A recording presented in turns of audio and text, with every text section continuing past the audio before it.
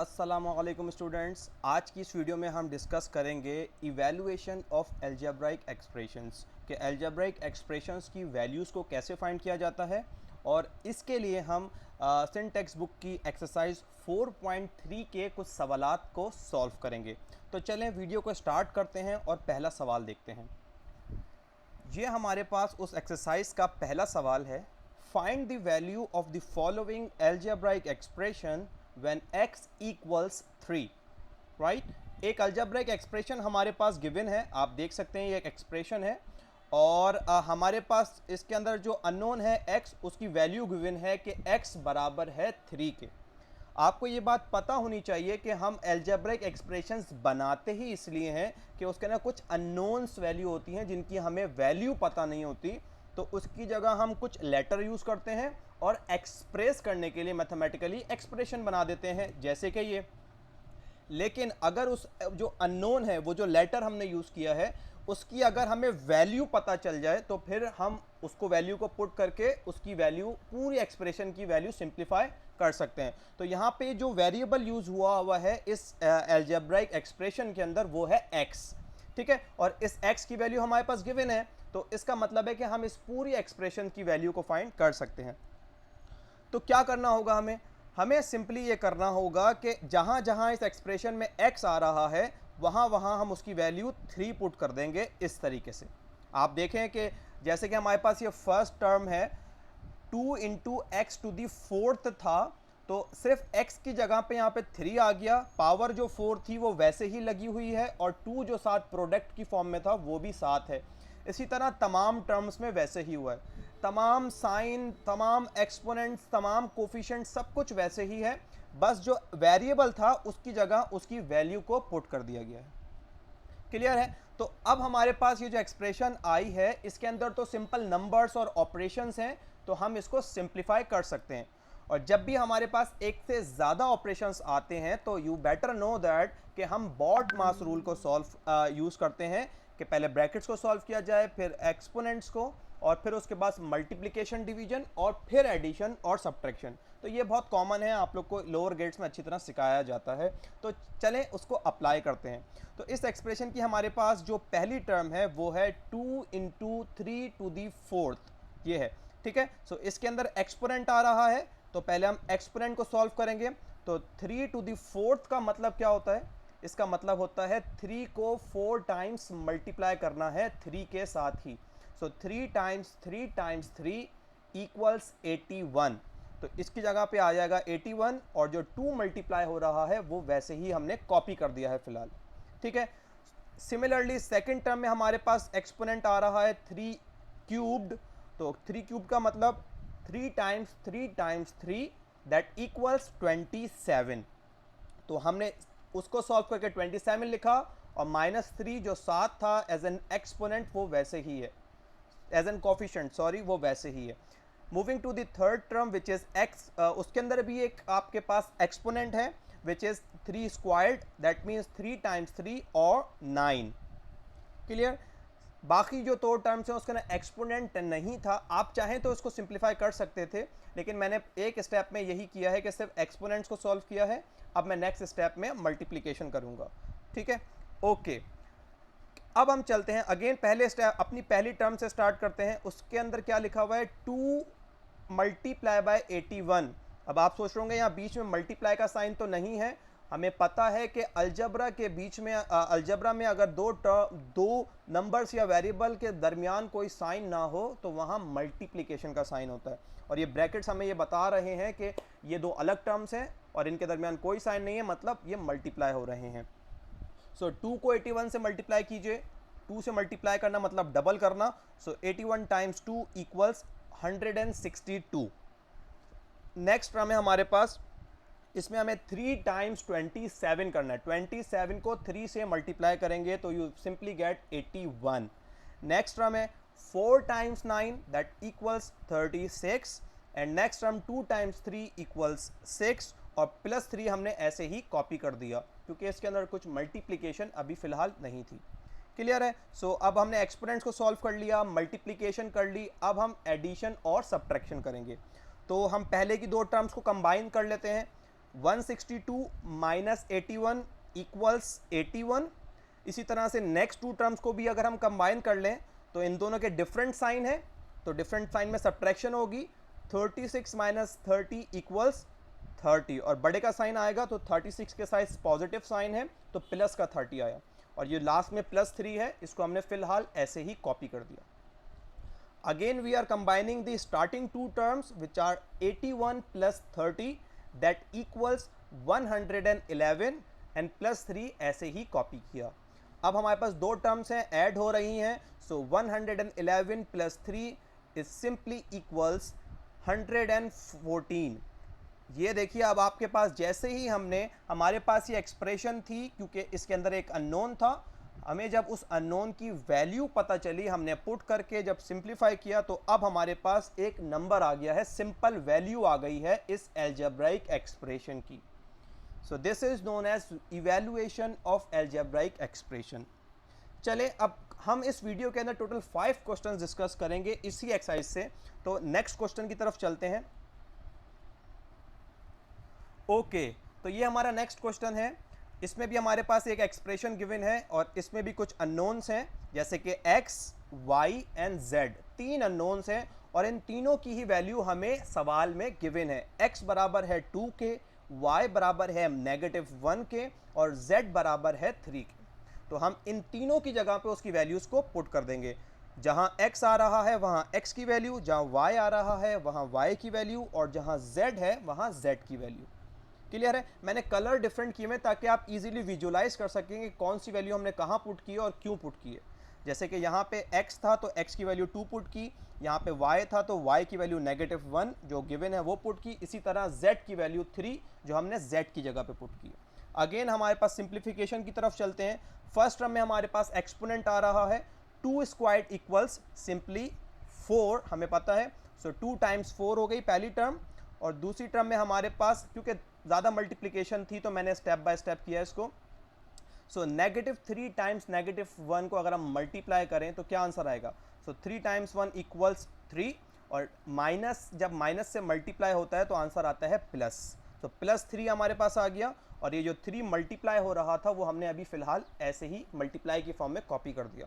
हम एक टर्म के अंदर हम एक ऑपरेशन को कर रहे हैं एक स्टेप में ताकि कन्फ्यूजन ना हो, आप एक से ज़्यादा स्टेप भी कर सकते हैं। ओके, सो अब देखते हैं पहली टर्म में जो दो फैक्टर्स हैं 2 टाइम्स 4, इसका आंसर आएगा 8, और दूसरी टर्म में जो दो फैक्टर्स हैं 3 टाइम्स 3, उसका आंसर आएगा 9। अब हमारे पास दो टर्म्स हैं और वो ऐड हो रही हैं, सो 8 + 9 इक्वल्स 17।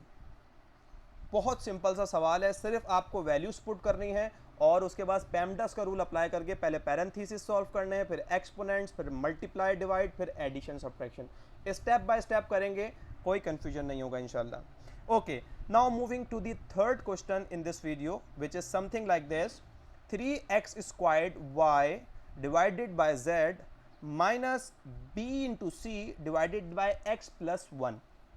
सही है? सो इस एक्सप्रेशन में भी हमारे बहुत सारे वेरिएबल्स आपको नजर आ रहे हैं, जैसे x, y, z and b and c, और इन तमाम की वैल्यूज हमें सवाल में गिवन है। तो हम वही काम करेंगे पहला, कि जिसकी जो वैल्यू है उस चीज़ को हटा के उसकी जगह उसकी वैल्यू को पुट करेंगे।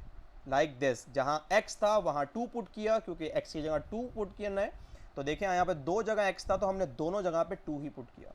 सही है? जहाँ y था वहाँ y की वैल्यू, इसी तरह हमने जहाँ c था वहाँ c की वैल्यू।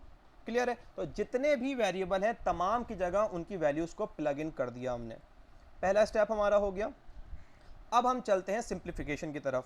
पहली जो हमारी फ्रैक्शन कह लीजिए या टर्म कह लीजिए, उसके अंदर जो है उसके अंदर एक्सपोनेंट आ रहा है, तो उसको पहले सॉल्व कर लेते हैं।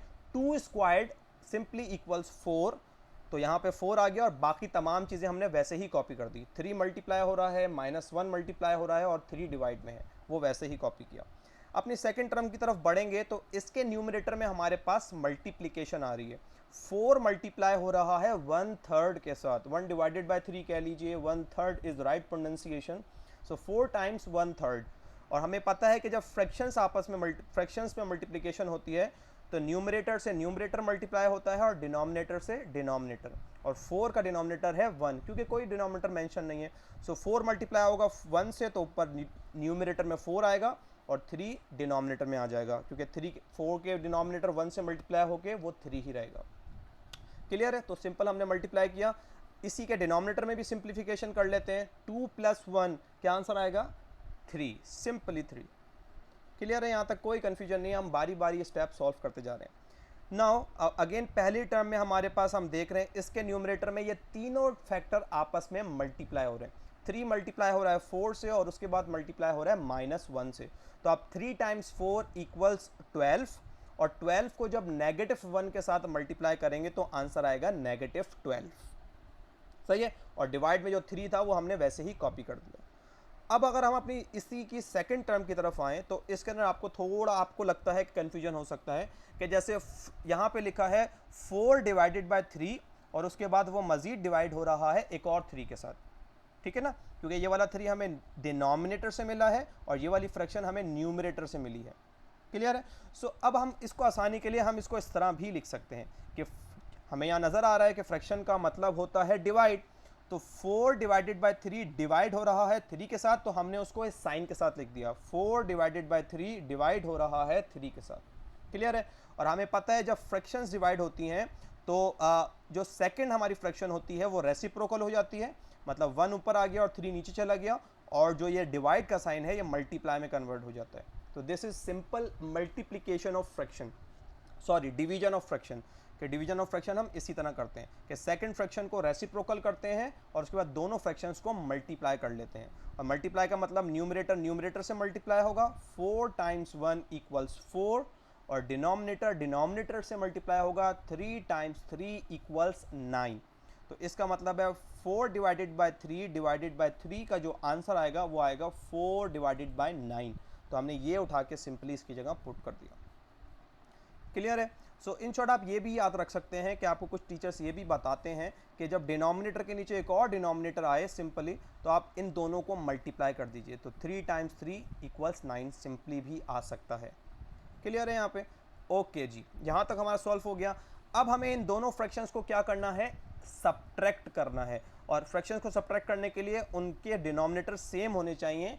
In other words they should be like fractions, उनको लाइक फ्रैक्शन होना चाहिए। लेकिन यहाँ पर डिनोमिनेटर है 3 और यहाँ पर है 9। क्या मल्टीप्लाई करें 3 के साथ कि ये 9 बन जाए? पहले ये बहुत आसान है कि अगर हम इसके साथ 3 मल्टीप्लाई कर देंगे तो ये 9 बन जाएगा, और जो हम नीचे मल्टीप्लाई करते हैं वही नंबर हम ऊपर भी मल्टीप्लाई करते हैं। तो हमने नीचे 3 मल्टीप्लाई किया इसको 9 बनाने के लिए, और वही 3 हमने ऊपर भी मल्टीप्लाई किया न्यूमरेटर के साथ, विच इज़ -12। ओके, तो सिंप्लीफाई करते हैं। तो हमारे पास पहले 3 × -12 = -36, कि प्लस माइनस माइनस में आंसर आएगा, और 3 × 12 = 36। और इसके डिनोमिनेटर में 3 × 3 = 9। इसको 9 ही बनाने के लिए हमने ये स्टेप किया था, और बाकी जो दूसरी फ्रैक्शन है वो ऐसे ही कॉपी कर दी। अब हमारे पास जो दोनों फ्रैक्शंस आपको नज़र आ रही हैं वो लाइक फ्रैक्शंस हैं। तो लाइक फ्रैक्शंस को हम सब्ट्रैक्ट कर सकते हैं। डिनोमिनेटर को हम 1 टाइम लिखेंगे और न्यूमरेटर्स को सब्ट्रैक्ट कर देंगे। तो -36 - 4। क्लियर है? ये सब आपको फ्रैक्शंस में सिखाया गया है, सब कुछ आपको आता है। अब करते हैं इसको मज़ीद सिंप्लीफाई करते हैं। न्यूमरेटर में आ रहा है -36 - -4। सो माइनस माइनस हम प्लस करते हैं, सो और साइन बड़े का ही आता है, तो -40। 36 + 4 = 40, और माइनस का साइन आएगा क्योंकि 36 के साथ माइनस है। क्लियर है? और डिवाइड में 9 जो था वो वैसे ही मौजूद है। अब हमारे पास ये सिंप्लीफाई हो चुकी है, हमारी वैल्यू निकल चुकी है -40 / 9।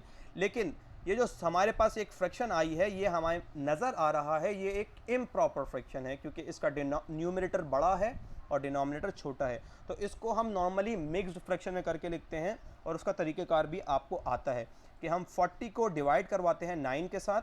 सो हमें पता है 9 4 टाइम्स जो होता है वो 36 होता है, और जब 40 - 36 करेंगे तो बचेगा 4। तो अब जो हमारा आंसर आया है जो ऊपर लिखा हुआ है जिसको हम कोशिएंट कहते हैं वो होल बन जाता है हमारे पास, और जो रिमाइंडर रह गया है वो फ्रैक्शन में मौजूद रहता है 9 के साथ ही। तो इस तरह हम इसकी मिक्स फ्रैक्शन लिखते हैं। ये आपको आता है कि डिवाइड करने के बाद जो आपके पास कोशिएंट होता है वो होल बनता है, और जो रिमाइंडर होता है उसको हम फ्रैक्शन की फॉर्म में ही रहने देते हैं उस ही डिनोमिनेटर के साथ। So we have found the answer value of this given expression which is -4/9। Clear है? आपको ये सब समझ में आ गया? तमाम कॉन्सेप्ट वही हैं जो आप लोअर ग्रेड्स में पढ़ के आए हैं, बस उनको स्टेप बाय स्टेप करना है और उनमें कोशिश करनी है कि गलती ना हो। Moving to the second last question in this video, which is the fourth question, and this here you have that question. 4 into x squared into y into z minus 1 divided by a plus b minus 3 into c. Clear है? तो again एक expression है, इसमें भी हमारे पास unknown है x, y, z, a, b, c, 6 unknowns हैं और 6 के 6 की वैल्यूज़ हमें सवाल में गिवन है। x की भी, y, z, a, b और c की भी वैल्यू हमें गिवन है। तो हम वैल्यूज़ को पुट करते हैं, हमारा पहला काम ही यही होता है। जहाँ x था वहाँ x की वैल्यू, जहाँ z था वहाँ z की वैल्यू और उसी तरह जहाँ c था वहाँ c की वैल्यू तक हमने तमाम वेरिएबल्स को उनकी वैल्यूज़ के साथ रीप्लेस कर दिया है। बाकी साइन, एक्सपोनेंट, कोएफिशिएंट्स, तमाम चीज़ें वैसी की वैसी हैं। क्लियर है? ओके, तो अब सिंप्लीफाई करते हैं। न्यूमरेटर में अगर हम देखें इस फ्रैक्शन की, तो हमारे पास यहाँ पे आ रहा, इस तरह हम सॉल्व करेंगे। और इसमें हमने क्या क्या सॉल्व किया, ये जो हमारे पास 2 स्क्वायर्ड था ये बन गया 4, और हमने एक और चीज़ सॉल्व कर ली, ये जो ब्रैकेट था 3 माइनस 1, इसका आंसर आ गया 2। बाकी -1 और 4 हमने वैसे ही कॉपी किया है। क्लियर है? कमिंग टूवर्ड्स द डिनोमिनेटर, अब डिनोमिनेटर में देखते हैं। डिनोमिनेटर में आपको ये जो फ्रैक्शन नज़र आ रही है, तो आपको नज़र आ रहा है 3 मल्टीप्लाई हो रहा है 1/3 के साथ, तो यहाँ पे कैंसिलेशन पॉसिबल है। 3 से 3 कैंसिल हो गया, तो हमारे पास यहाँ से बचा 1 और यहाँ से 4, क्योंकि ये जो प्लस 0 है, तो 0 तो प्लस होने के बाद उसका कोई आंसर ही नहीं, और उससे कोई फ़र्क नहीं पड़ने वाला, तो वो हट गया। तो 4 और यहाँ से बचा माइनस का 1। क्लियर है? सो डिनोमिनेटर भी सिंप्लीफाई हो गया। सो अब देखते हैं इसके न्यूमरेटर में तमाम मल्टीप्लाई हो रही हैं, ये 4 फैक्टर्स हैं। 4 multiply by 4 multiply by -1 multiply by 2, ये 4 फैक्टर्स हैं जो मल्टीप्लाई हो रहे हैं। तो मल्टीप्लाई कर दीजिए। 4 टाइम्स 4 क्या होता है? इक्वल होता है 16 के, और 16 को जब -1 के साथ माइनस का मल्टीप्लाई करेंगे तो -16 आएगा, क्योंकि 1 से मल्टीप्लाई करने पे तो 16 ही आंसर आएगा, और क्योंकि -1 है तो नेगेटिव का 16 आएगा। और -16 को जब 2 से मल्टीप्लाई करेंगे तो आंसर आएगा -32। आप स्टेप बाय स्टेप इसको रफ कॉलम में कर सकते हैं इजीली। 4 को 4 से मल्टीप्लाई करें 16, 16 को -1 से मल्टीप्लाई किया -16, और फिर 2 से मल्टीप्लाई किया तो -32। क्लियर है? Coming to the denominator which is 4 - 1, it is quite simple, equals 3। Clear है? सो अगेन हमारे पास ये फ्रैक्शन सॉल्व हो गया, ये एक्सप्रेशन की वैल्यू आ गई, लेकिन again we are getting an improper fraction. ठीक है? सो अगेन जब डिवाइड करेंगे तो आप जाहिर, आपको रफ में लिखने की ज़रूरत भी नहीं है, आप ऐसे ही देख सकते हैं कि अगर आप 32 को डिवाइड करेंगे 3 से, तो जाहिर हमें पता है 3 10 टाइम्स 30 आएगा। सो 3 10 टाइम्स 30 आ गया, और बच क्या जाएगा? 32 था तो 2 बच जाएगा, तो 2 को अभी हमने फ्रैक्शन में ही रहने दिया। सो 10 होल बन गया और 2/3, क्योंकि -32 था तो नेगेटिव का 10 ही हमारे पास आंसर आया। क्लियर है? तो हमारे पास इस अलजेब्राइक एक्सप्रेशन की जो वैल्यू आई है वो आई है -10 2/3। क्लियर है? नाउ अब इस वीडियो का एक आखिरी सवाल डिस्कस करेंगे, क्योंकि उस एक्सरसाइज में कुछ इस तरह के सवाल भी हैं जिसमें आपसे कहा जा रहा है कि if S equals n divided by 2 into 2 into A plus n-1 into D. अब ये उन्होंने कहा कि जो s है ये s बराबर है इसके, find the value of s, s की वैल्यू फाइंड कीजिए। इसका मतलब वही है कि हमें इस इक्वेशन की वैल्यू फाइंड करनी है, क्योंकि s बराबर है इस अलजेब्राइक इक्वेशन के, और हमें s की वैल्यू फाइंड करने का कहा जा रहा है। ठीक है? सो s की वैल्यू हो या डायरेक्ट हमें उसकी वैल्यू फाइंड करनी हो, हमें वो चीज़ की लेना होता है और उसमें देखना होता है कि उसके अंदर कौन कौन से वेरिएबल्स आ रहे हैं। इसमें वेरिएबल्स आ रहे हैं, n आ रहा है, a आ रहा है और d आ रहा है, और ये तीनों की वैल्यूज़ चाहिए होंगी, तो वो सवाल में गिवन है। n = 5, a = 2 and d = 3. So now putting all the values of these variables in the given algebraic expression, values put हो गई। अब सिंप्लीफाई करेंगे। ठीक है? हमें पता है कि हम पहले पैरेंथेसिस को सॉल्व करते हैं, तो सॉल्व करते हैं। 5 - 1, ये पैरेंथेसिस आ रहा था बीच में, तो 5 - 1 = 4। बाकी तमाम चीज़ें हमने वैसे ही कॉपी कर दी, कोई कुछ नहीं किया। ठीक है? अब हम चलते हैं, अभी भी हमारे पास एक और ये हमारे पास स्क्वायर ब्रैकेट नज़र आ रहा है, तो उसके अंदर भी दो टर्म्स हैं, उसमें भी सिंप्लीफिकेशन पॉसिबल है, तो कर लेते हैं। सो इस तरह से सिंप्लीफिकेशन होगी इसकी, क्योंकि पहली टर्म जो है 2 टाइम्स 2 उसका आंसर आएगा 4, और जो इसकी दूसरी टर्म है वो है 4 टाइम्स 3 उसका आंसर आएगा 12। क्लियर है? तो ब्रैकेट हमारे पास अब, क्योंकि अंदर मजीद कोई ब्रैकेट नहीं है तो हमने स्क्वायर ब्रैकेट्स कर दिए इनको। चलिए, तो अब इस ब्रैकेट के अंदर क्या आ रहा है हमारे पास, 4 + 12 जिसका सिंपल आंसर है 16, और 5 डिवाइडेड बाई 2 वो वैसे ही मौजूद है। क्लियर है? सो अब हम देख रहे हैं कि ये फ्रैक्शन और ये नंबर जो है आपस में मल्टीप्लाई हो रहे हैं, क्योंकि कोई साइन नहीं है, ब्रैकेट्स आ रहे हैं। तो हमें यहाँ कैंसिलेशन अगर हो सकती है न्यूमरेटर और डिनोमिनेटर के साथ तो कर लें, आसान हो जाएगा सवाल। जैसे कि 2 और 16 को हम कैंसिल कर सकते हैं और हमारे पास 8 आंसर आएगा। 2 1 टाइम्स 2 और 2 8 टाइम्स 16 होता है, तो हमारे पास 8 आ गया। तो हमारे पास अब क्या बचा, इधर बचा 5 और उधर बचा 8। तो सिंपली हमें अब क्या करना है, 5 × 8 करना है, जिसका आंसर आता है सिंपली 40। सो इस एक वीडियो को देखने के बाद इंशाल्लाह आप 4.3 के तमाम सवाल सॉल्व कर लेंगे। और इसके अंदर मैंने मैक्सिमम कोशिश की है कि 5 सवाल डिस्कस किए, एक अच्छा नंबर यूज़ किया है, 5 क्वेश्चन सॉल्व किए हैं, और इस तरह के सवाल सॉल्व किए कि मज़ीद जो उसमें सवाल रिमेनिंग है आप उसको कोशिश करेंगे इनकी मदद से, तो इंशाल्लाह आप उसको सॉल्व कर पाएंगे। So thank you so much for watching the video.